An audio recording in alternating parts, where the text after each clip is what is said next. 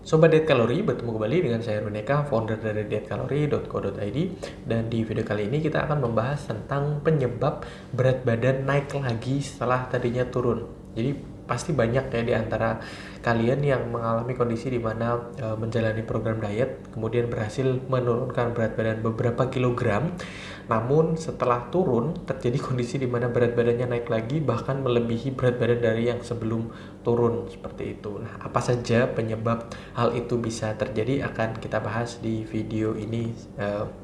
Jadi kalian simak sampai dengan selesai ya. Dan untuk info seputar diet yang bermanfaat, yang berkhasiat untuk menurunkan berat badan dan juga meningkatkan kesehatan kalian bisa kunjungi di website kami di dietkalori.co.id. Nah, penyebab berat badan yang naik lagi setelah turun yang pertama yaitu jumlah asupan kalori. Jadi banyak diet yang hanya mengandalkan mengurangi porsi makan tanpa tahu jumlah kalori dari makanan yang mereka makan. Ada banyak sekali makanan yang terlihat sedikit namun jumlah kalorinya ini banyak.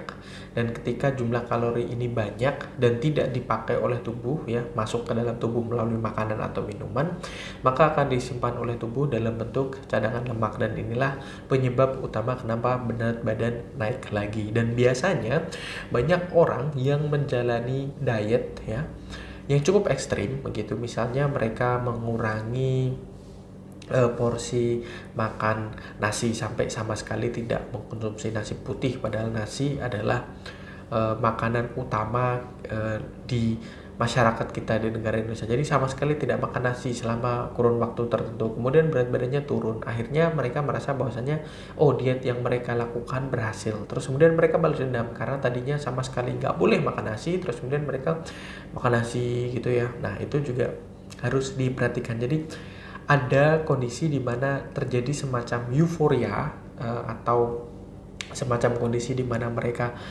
senang sekali karena berhasil menurunkan berat badan, dan kesenangan ini melupakan kondisi di mana mereka tetap harus senantiasa menjaga pola makan mereka.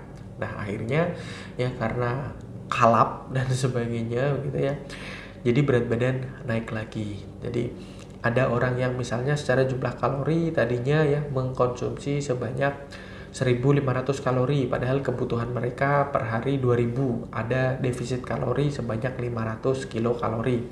Nah, akhirnya terus-menerus sehingga menyebabkan berat badannya turun. Nah, setelah turun beberapa kilogram, mereka kembali lagi yang tadinya 1.500 karena merasa sudah turun, sudah berhasil, akhirnya mereka makan jadi 2.500, padahal kebutuhannya cuma 2.000, ada surplus 500. Nah, ini menyebabkan berat badannya naik lagi. Terus kemudian yang kedua penyebabnya adalah karena faktor hormonal. Jadi ada beberapa hormon di organ tubuh yang dimiliki oleh manusia, misalnya lambung, pankreas, dan jaringan lemak yang berkaitan erat dengan proses pengaturan berat badan.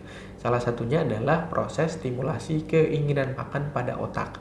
Jadi menurunnya kadar lemak dan dalam tubuh seseorang yang menjalani diet biasanya diikuti dengan menurunnya hormon leptin. Hormon leptin ini adalah hormon yang mengirimkan sinyal ke otak jika seseorang sudah merasa kenyang, dan juga ada hormon yang disebut sebagai hormon grelin atau hormon yang mengirimkan sinyal ke otak bahwasanya seseorang itu lapar seperti itu. Jadi ada perubahan faktor hormonal ini antara leptin dengan grelin ini yang secara tidak langsung akan mempengaruhi nafsu makan terhadap diri seseorang. Dan ini telah dilakukan penelitian bahwasanya penurunan berat badan itu menyebabkan perubahan kadar hormon dalam pencernaan dan diikuti oleh rasa lapar yang cenderung lebih tinggi dibandingkan dengan mereka yang belum mengalami penurunan berat badan seperti itu. Terus kemudian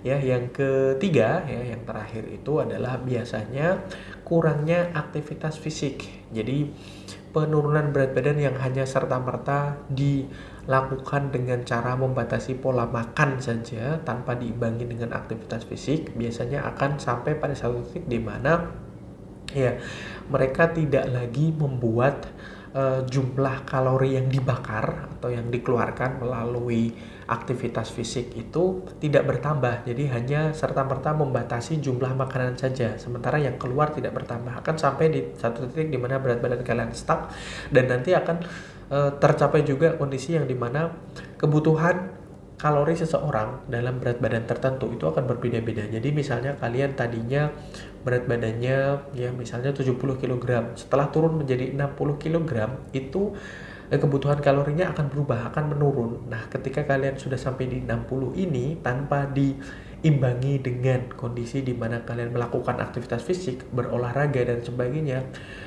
tentu saja itu tadi jumlah kebutuhan kalorinya akan turun, sementara kalian masih memenuhi asupan atau sama dengan 60 kg ini.